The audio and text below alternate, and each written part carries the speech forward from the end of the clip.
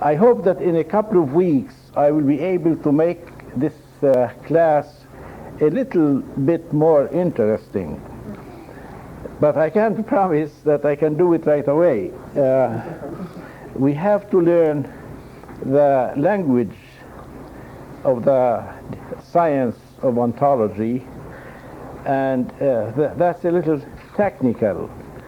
We are dealing here with very basic ideas, and basic ideas are simple, but they are abstract. Now, we like simplicity, but we don't like abstraction. As a matter of fact, being is the most abstract of all the ideas. And being the most abstract, it has the least comprehension. I'm going to be using terms we learned in logic several years ago. I don't know how many of you are still here, or if you had been with me then, if you still remember. But every idea, we say, has a comprehension and an extension. Like the idea animal, its comprehension is when you analyze it as an idea in the mind. You say, if it is an animal, it's a living substance. But it's not only living substance. The idea living substance includes things like trees and grass, plants in general. But an animal does not, is more restricted. If it is an animal, it's a body, it's a material substance, something that occupies space. If it's an animal, it's also a being. Actually, whenever we are talking about anything, we are also talking about being. The shortest lecture in the world would be a lecture about nothing. But it's not so. But as you remember, we say ontology is the science of being as being, and that's different from the science of elephants as elephants, or elephants as animals, or elephants as material bodies. See? Now, if I had an elephant here, everybody would be very excited, and it would be very hard for you to go to sleep. And I said once, and I say again, that an elephant is a very impressive little creature, not exactly little, but it is the most important thing about it for one who thinks is not that it is an elephant, but that it is. Therefore, as a being, it's far more interesting than as an animal. I would say the same thing about mosquitoes. One of my philosophic questions, which I have never found the answer to, is why were they made? But they were made, and they exist. They are part of reality. Another synonym for being is reality. In Latin, we have the two words side by side, very short. Ens means being, and beside it, res, R-E-S, means thing. And they are almost synonymous.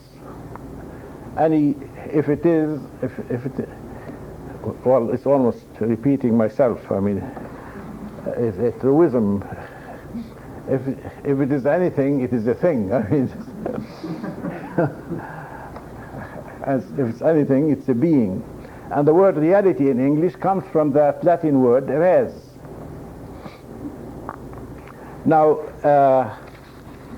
just in general about ontology,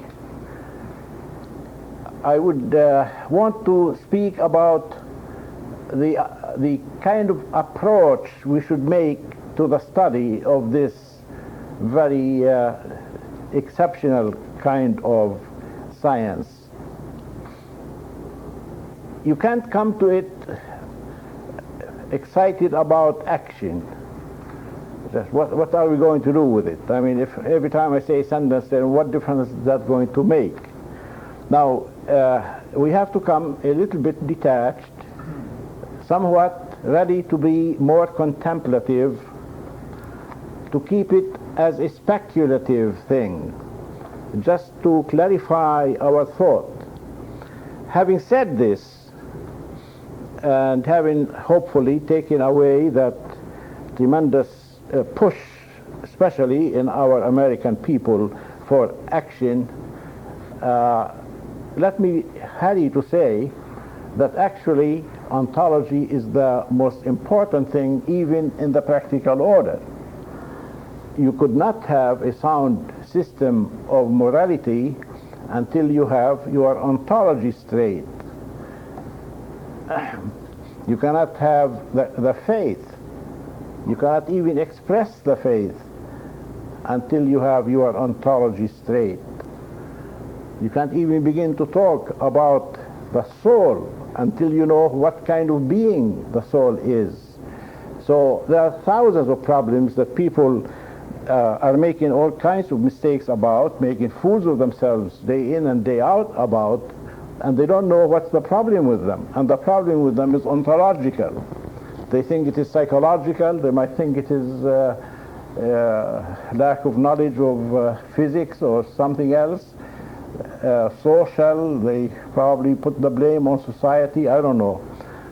What's the trouble with them is it's an ontological problem. The whole issue with communism is an ontological question. If you reduce being to material being, that's it, you are a communist. Your whole ethics has to be Epicurean. The whole society that we have today is suffering from that. You can't have sound achievements in art or in building or in politics or in anything until your ontological foundations are straight. So saying that we come to it completely detached from any interest in accomplishment and action isn't saying that it is not important and that it has no bearing even on our active life.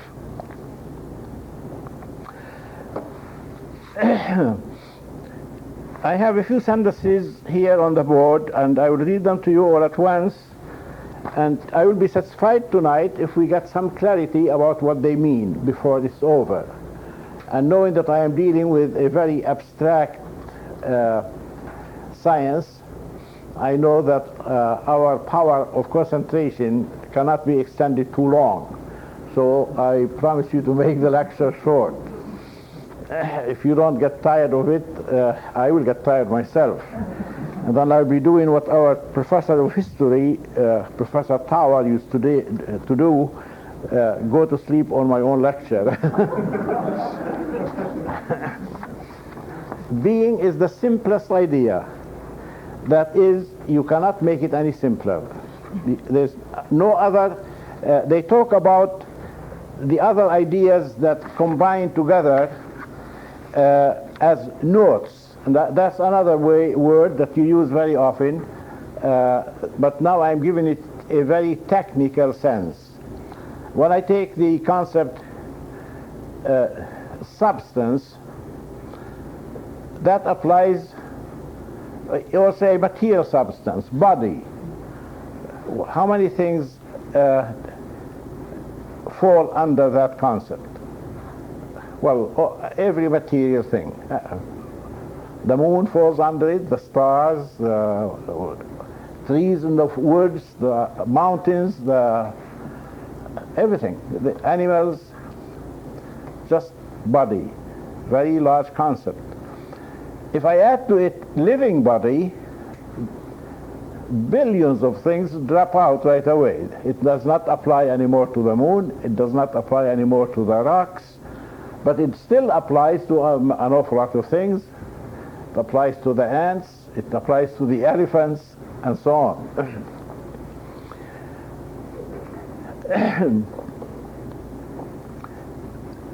What happened? I took the concept body and added to it a new note. And what was the note? Living.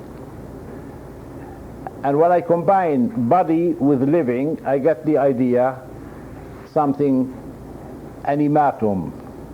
It still could apply to trees as well as to things that can run around and can smell or feel or see or hear and so on.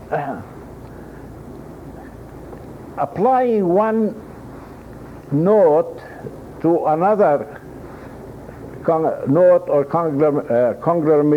conglomeration well, I'm not going to get out of that word. Compound of notes.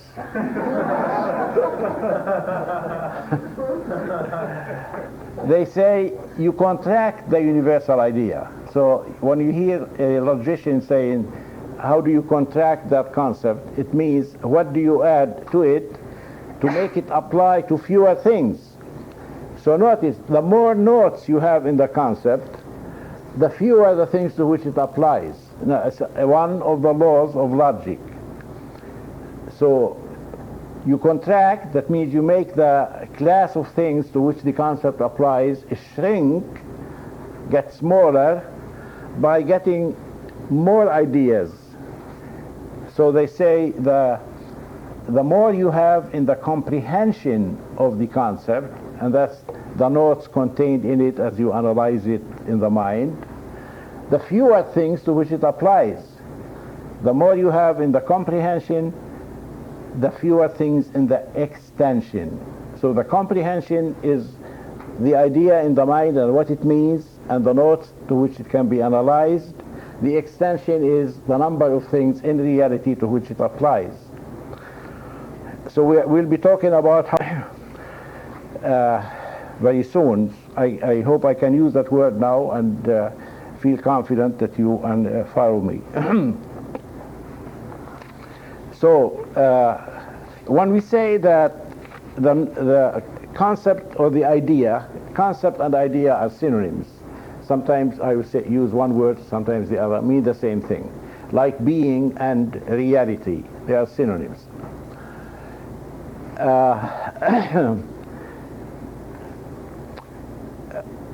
When I say it's the simplest concept, I'm also saying, therefore, it's the most universal.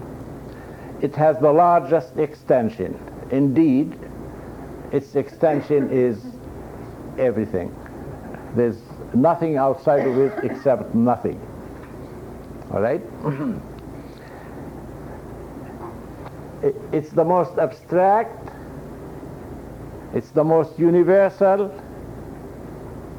It has the simplest comprehension.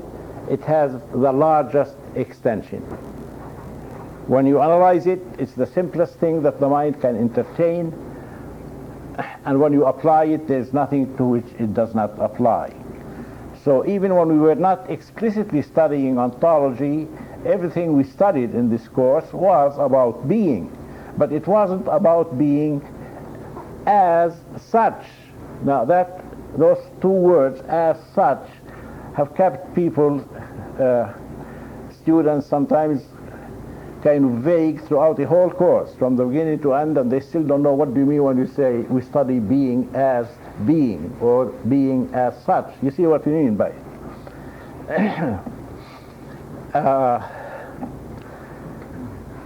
When a child asks his mother, if God made the universe, who made God?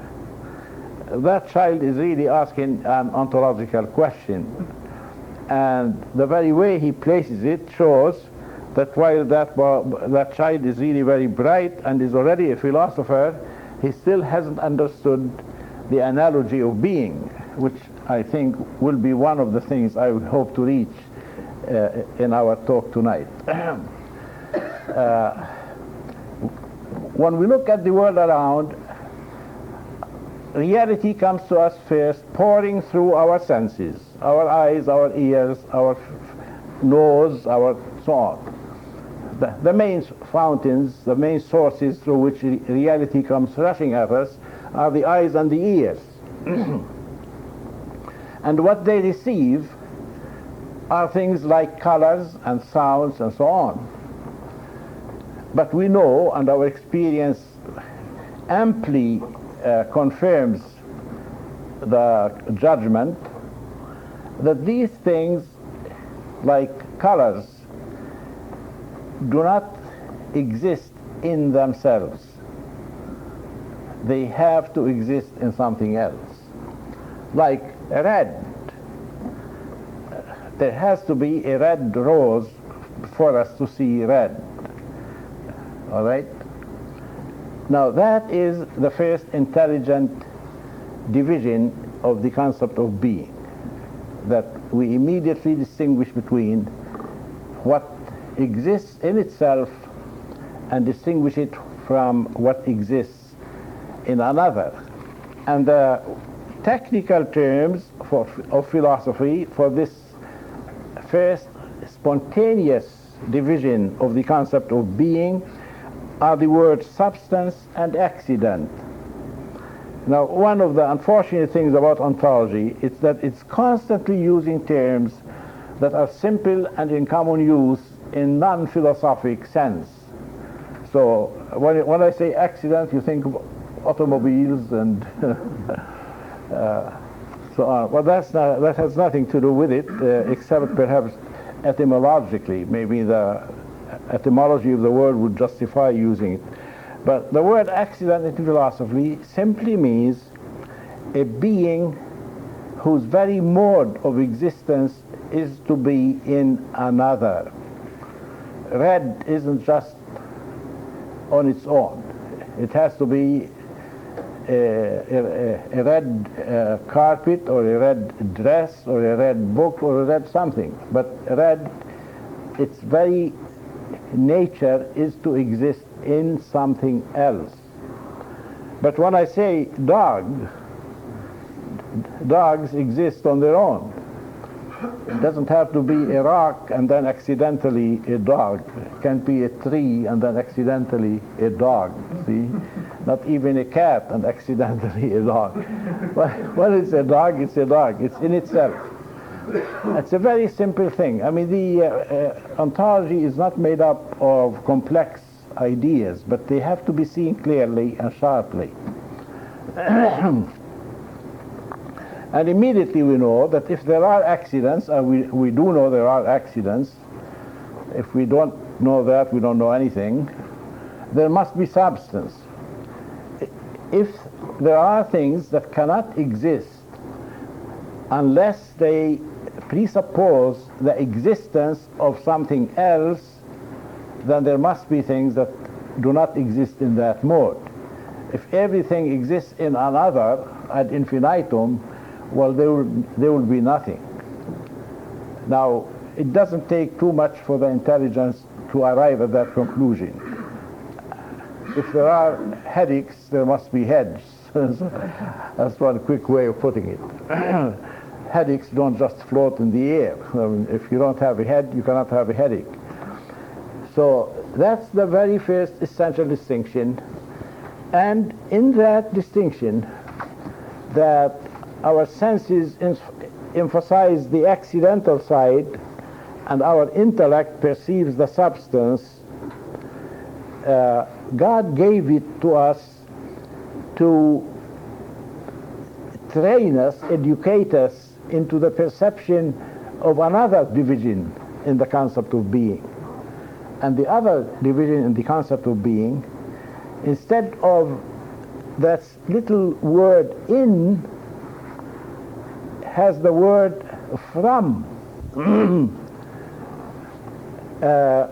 which gives us,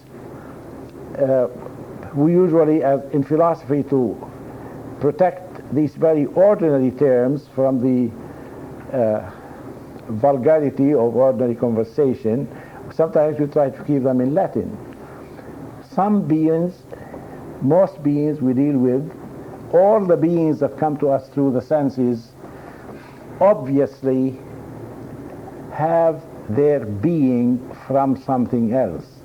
Notice the difference. In the first, I'm talking about the being in something else and being in itself. Being in itself, that's substance. Being in something else, that's an accident.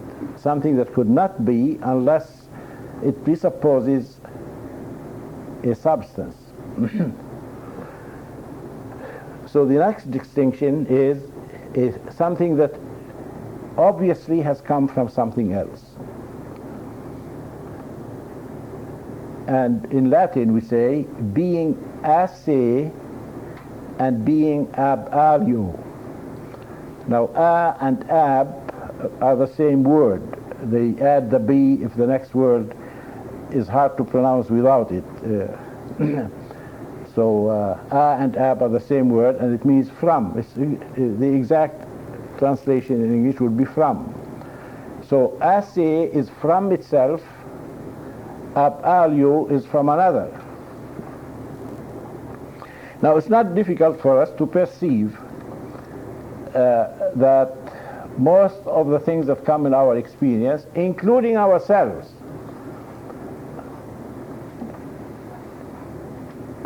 derive their existence from something other than themselves. Derive their existence from something other than themselves. And the philosophic word we give for these beings is to say they are contingent. Contingency, I don't think everybody who has not studied philosophy will be ready to tell you what contingency means, but everybody has an intelligent apprehension of contingency. Everybody knows that he is contingent. That means 100 years ago not one of us existed. Nobody denies that, and therefore the world has gone on for many centuries without us, and if something outside of ourselves had not given us existence, we would not exist. Now, let me go back to my imaginary elephant here. If I'm asking about that elephant as elephant, where does it come from? You can say from other elephants. That's what we say, given a proximate explanation. A proximate explanation. Now, all science, whether philosophic or non-philosophic, deals with explanation, with finding causes. But we distinguish between science and philosophy in that philosophy seeks ultimate causes. Now, when I say an elephant as elephant can be explained by natural causes, I can explain it by other things which are just as contingent as the elephant itself. But when I raise that question about the elephant as being, right away the little child philosopher's question becomes irrelevant. If the elephant's existence is going to be reduced to something just as contingent, just as demanding of a cause, of something other than itself for it to exist, then we haven't done anything. The point is that when we perceive the contingency of things, perceive the things that we know do exist, that rush at us through all our senses, that all of them would not be without the reality of something other than themselves, that something other cannot be as contingent as they are, or else nothing would exist, nothing would be. Now, that's about as high as philosophy can go. It has been repeated billions of times, and everybody who ever heard it for the first time either thought it was very superficial or didn't quite get it. But when you get that, you really get a very philosophic conclusion. If there are accidents, there must be substances. If there are contingent beings, there must be a being who is not contingent. In other words, the question of the boy and who made God becomes unnecessary. To say that there is a God is to say that there must be a being entirely different from every other being about whom we are asking the question. A being that can say, I am who am. A being whose very self is existence, who does not have existence, who did not derive existence, but who is existence. And when you get to that, you have God. Now the point is that God is not an immediate experience of intuition for us. St. Thomas, in his treatise, the first treatise, first proves that there is no intuitive knowledge about God. Second, he refutes those who say that you can't prove his existence. Third, he goes to show that you can prove by reason that there is a God. So, once you realize that the answer to our question, who made me, who made the world, is a being entirely different on the most fundamental matter of its very existence from the kind of being about whom I am raising the question, you get a glimpse of what the philosophers mean by the analogy of being. Being is not a univocal term. It cannot apply in exactly the same way to its immediate inferiors. By inferiors we mean what divides the universal concept into, in one way, substance, accident, in another way, necessary being, contingent being. A being a se, a being ab alio. You cannot apply the concept being in exactly the same way. If I have a dog here instead of the elephant, and I call it Fido, when I know that some neighbor has also a dog, I use the word dog univocally. Both are dog in exactly the same sense. Now, even the concept of being can be used univocally. I am a being, you are a being. We are being in the same sense, univocally, in exactly the same sense. But when we say that I am a being and God is a being, it could not be in exactly the same sense. We do not have univocal terms to apply to what is immaterial. That's the reason why the affirmation of spiritual reality requires an understanding of the analogy of being. Now, so I have to go back now and study those three terms: univocal, equivocal, analogous. I told you that twice in Rome I met an important philosopher, and in both cases, when they heard that I also teach philosophy, they immediately said to me, make sure to emphasize the analogy of being. I know that that was one of the, you might almost call it the obsessions of St. Pius X, that the seminaries are not teaching ontology the way they should. And once they go wrong in ontology, everything else goes wrong. If we say that being is the fundamental note in every other concept, you can't be wrong about being and be right about anything else. Because every other concept is also being. Being is found right at the core of it. So if you get that concept wrong, you get every other concept wrong. So let me see now if I can explain, therefore, those three terms. What do we mean by equivocal terms? Well, equivocal terms or ideas or words, if you want, actually they cannot be ideas. They have to be words or terms, are ones that are identical in sound, maybe in writing, but you use them two times in entirely different senses. They have nothing to do with each other. Example, take the word coach. They use it as the name of one type of vehicle, right? He was riding in a coach. I don't know if they would use it for anything we have today, but there is a kind of vehicle, carriage, that was called a coach, right? Then also, an instructor in athletics is called the coach. The word coach there is equivocal. It's the same word materially, But as we use it in those two senses, they have nothing to do with each other. Equivocation can sometimes cause accidents.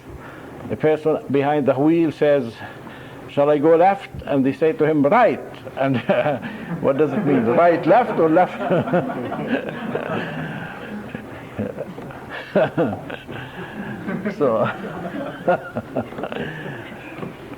So we have lots of words in the language, and usually they belong to that language. You can't translate them. It's a very, very improbable thing that the same accident like that should be translated from Arabic to English, or from English to French, or so on. It's an accident with the English language. The word watch, that's a watch, and somebody who is assigned to keep watch over, they sometimes call them the watch. One is a man, the other is something to keep time. See, it's the same word, but it has no connection whatsoever. Now, some people say that since all our ideas are abstracted from sense experience, and we admit that, we cannot have any language to talk about the spiritual, or about God. That's not mere equivocation, and therefore there is no true knowledge. Now, if that were true, the agnostics are right, and all attempt to think that we know or talk about the soul when it is free from the body, or the angels, and certainly about God, there is no common language. So, therefore, there can be no theology, no science of the immaterial, if all our terms have to stick to material substance. You see that? Now, we admit that they cannot be identically the same. Therefore, what is the alternative? The alternative is the analogy of being. All the concepts we apply to God and to creature, beginning with the concept being, and if it is true of being, it has to be true of everything else. Why? Because being is the fundamental note in every other concept. So if the concept of being is analogous, no other term we can apply between man and God, between a material substance and a spiritual substance, like an angel or the soul, they can only be analogous. So therefore, it's worth our time to try to understand the nature of what we mean by analogous terms. Aristotle, who founded the science of the immaterial, because he discovered that the material universe cannot exist without immaterial reality. He knew that the cause, ultimate cause, the God, cannot be material. And therefore, once you have material and immaterial substance, if you study being as being, you are studying all reality from that aspect of it, even of material reality, that is immaterial. That's why metaphysics or ontology is the science of the immaterial. The example he gave for analogous term, he began with the concept of healthy. Now, healthy is a term that we apply to many things. We speak of a person. We say he is healthy, right?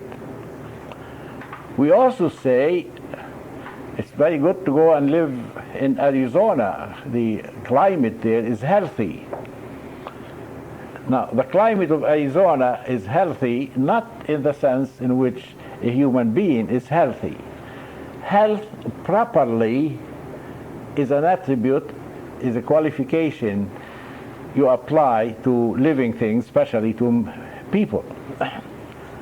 So, are we using the term healthy for the climate of Arizona and healthy to a man in a purely equivocal sense? Is it just an accident of the English language that good climate is called healthy and no other language would have it? Well, actually, you can go throughout the whole world, and I will be astonished if there is any language in the world that does not use those terms exactly as we use them in the English language.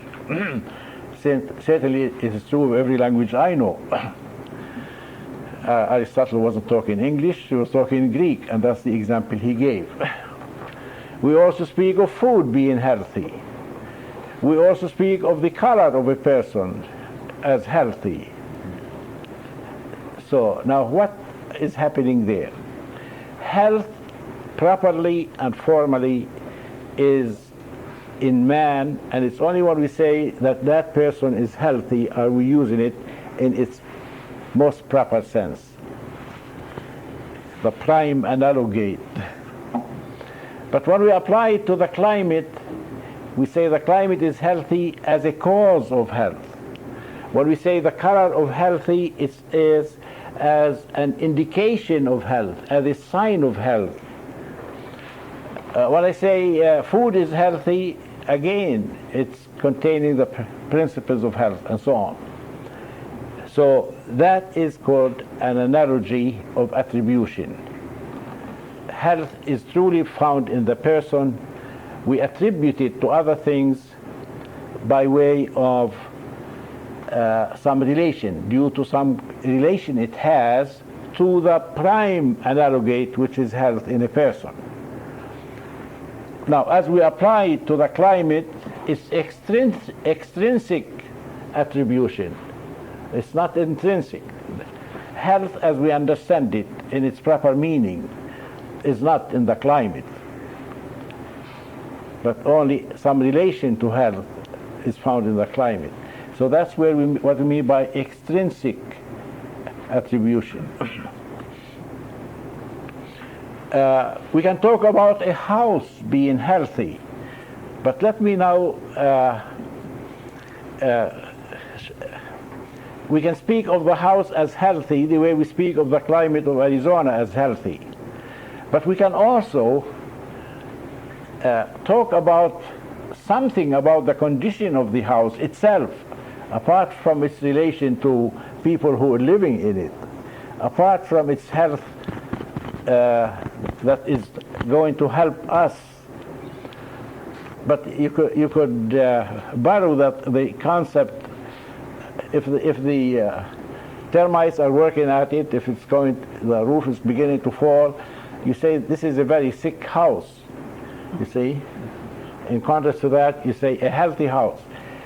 That is called the analogy of proportion. That means, as I use it there, I am talking about something that is to a house what health is to a man. You get that? A very witty shoe repairer had designed shoe hospital. So I walked in and say, "Good morning, doctor." He screamed with laughter. He said, "You are the first one to draw that conclusion."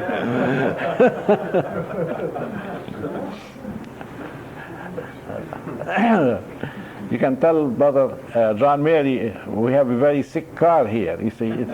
So you see now the word sick there, something is to the car what sickness is to a man.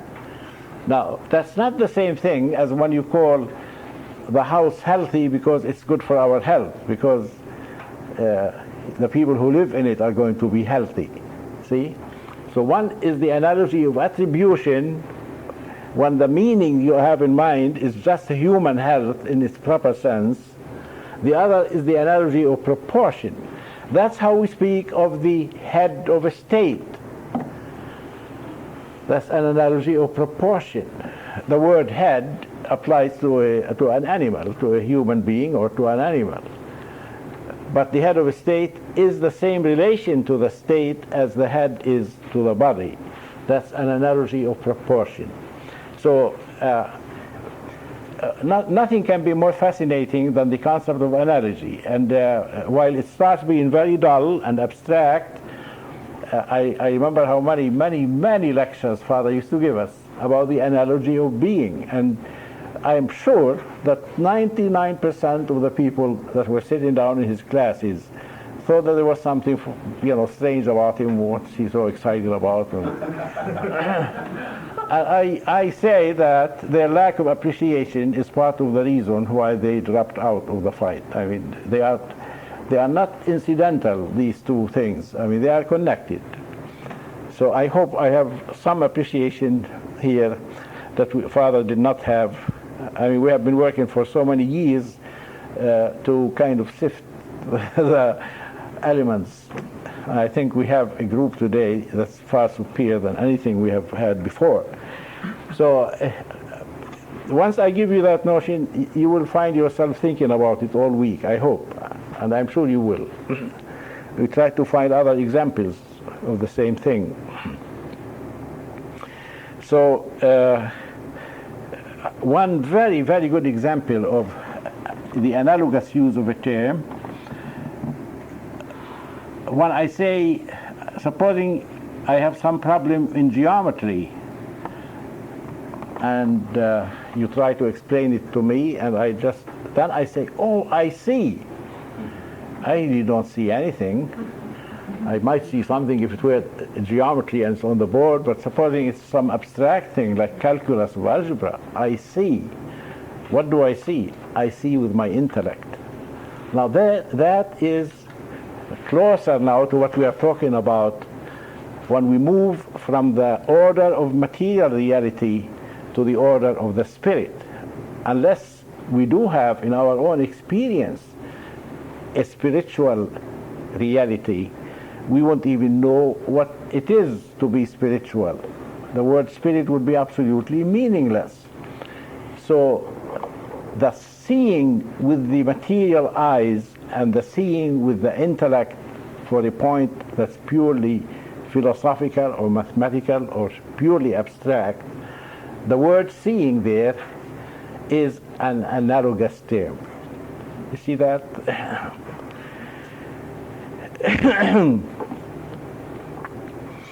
So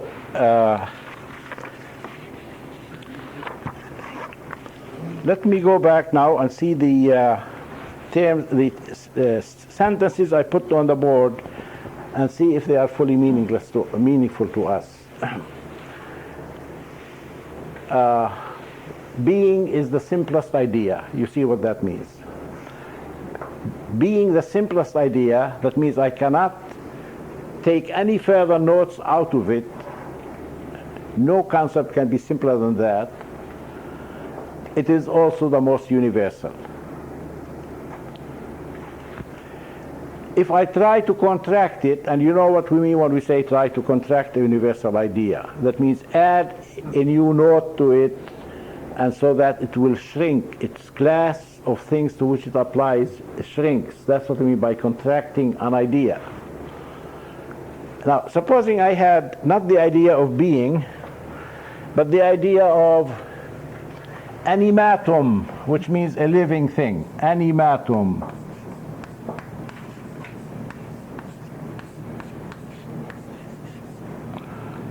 Now, the concept animatum, the Latin word, applies to any material thing that is alive. It comes from the word anima, and you know what's the translation of anima in English? Soul. Can we say that an angel is animatum? No. Because a soul is a principle of life in a material body. An angel is a spirit. An angel is not a body animated. So there is no soul in an angel. Now, you see now that all these discussions are ontological discussions. Many people would be surprised to know what kind of being the soul is. That's why they don't even know how to think about it. How could you save a soul if you don't know what it is? We're telling them to save their souls, and they don't think they have souls. So, animatum. How can we contract that concept? We add to it something that is not contained in it. And what is it? Sense life. That's how we contract it. We say a living substance could also have, by addition, a new note, sense life. And that contracts it from being any living thing. Now it has to be a sentient living thing, therefore an animal. So what happens when I contract the concept animatum by adding to it the concept sentient? Life shrinks and is now restricted to things that have not only life but sense life. You see, that's called. And so by adding that new concept, but notice the concept I added to distinguish now between plant and animal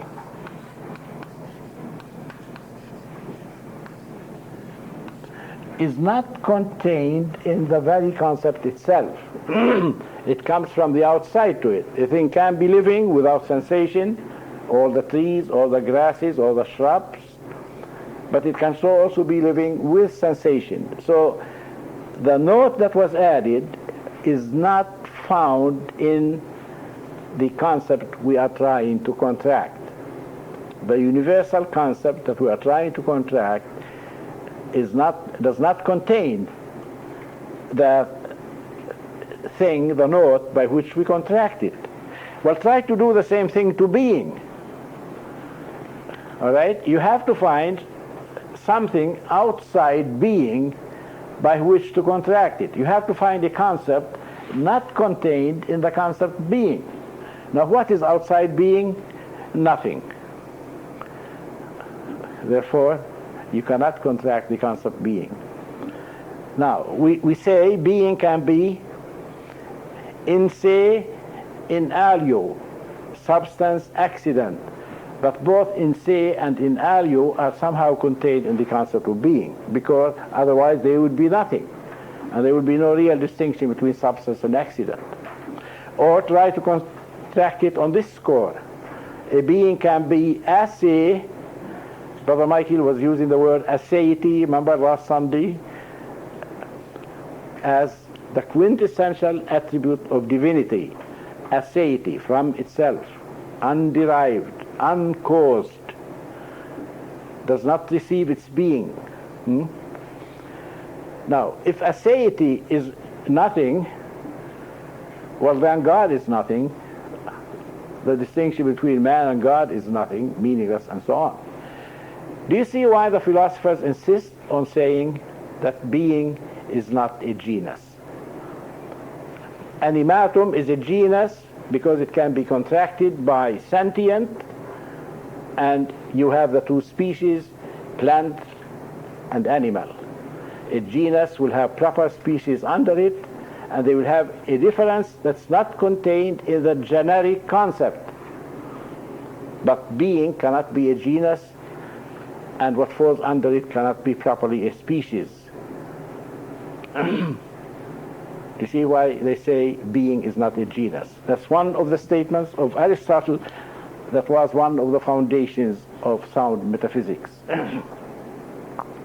And it's because being is not a genus, it's absolutely necessary that some concepts have to be analogous, not with an analogy of proportion merely, and not with an extrinsic analogy, as if, like when we say the healthy climate, we mean it's a cause of health in people. So supposing we are using the word being for God and for man, as to say only God has being, but there is some extrinsically we attribute it to something that really is not. And there are philosophers that are falling into that. The only being is God. So instead of God being the first being, he becomes the only being. You see how easy it is to be wrong in philosophy? Instead of being the first cause, he is the only cause. We call that occasionalism. And some very pious people, so they were honoring God by saying that he is the only cause. Why? Because he's the only being. You see, they won't allow either the concept of being or the concept of cause to be applicable both to God and to creature, not equivocally, not univocally, but analogously, and not by an extrinsic analogy. The extrinsic analogy is similar to the Lutheran doctrine of salvation. Holiness is not in us, doesn't become intrinsic in us, but we are wrapped with the cloak of Christ and brought up there. Supreme hypocrites, still as stinking inside as we could be, but appearing to be holy. That's extrinsic sanctity, see? So what kind of analogy do we apply to the concept being when we take it from matter and apply it to the spiritual? They call it an analogy of intrinsic attribution. Intrinsic attribution. Now, these are very simple terms, but a great deal of sound philosophy depends on the proper understanding of what they mean. And I will give you a chance now to ask questions if you like. I promised to make it short, and I think I kept my word.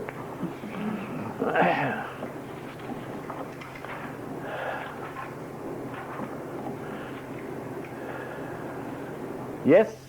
Are both analogy of attribution and analogy of proportion, are they extrinsic? Both can be both extrinsic and intrinsic. Father used to spend hours talking about these things, and he had examples, but I would like to have you try to figure out examples of both types. There could be, the most important division in analogy is between analogy of attribution and analogy of proportion. The second is extrinsic and intrinsic. And if you pair them together, you should find 4 examples that will illustrate each type. And Father used to do it for us. I would like you to do something on your own and see if you can produce it. But the analogy of being between man and God is the analogy of intrinsic attribution. First, it cannot be an analogy of proportion. Why?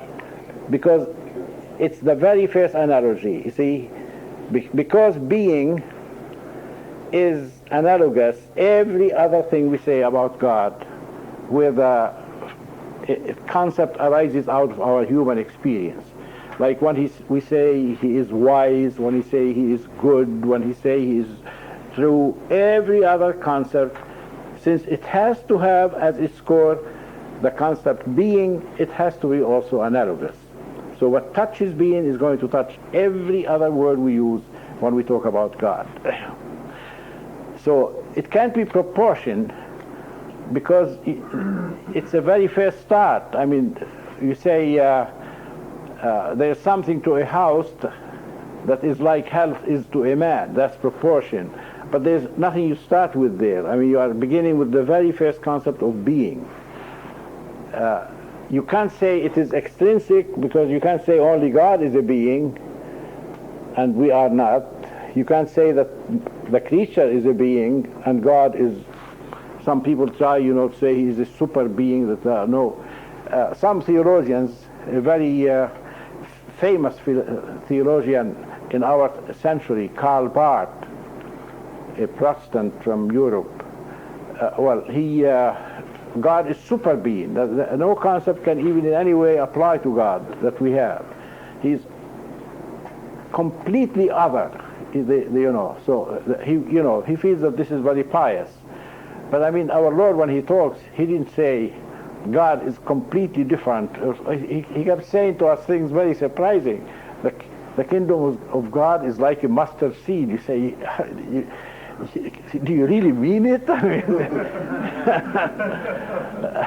So our Lord didn't come to tell us how we can't know anything about God.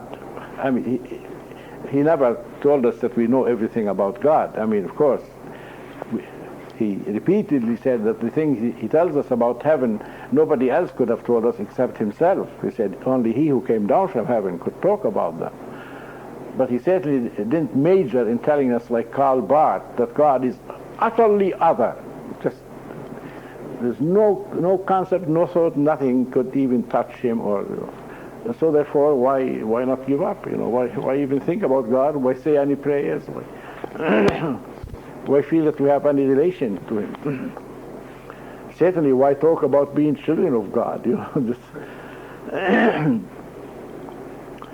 But it will be good to try to pair these things together, see how many examples you can find on your own. The other question?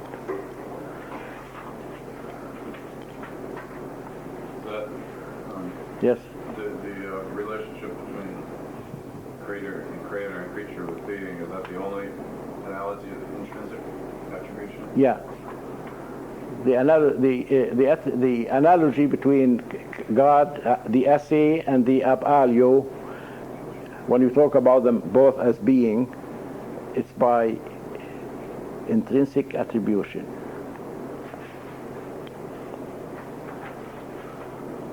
Let me read you from Father Bittel.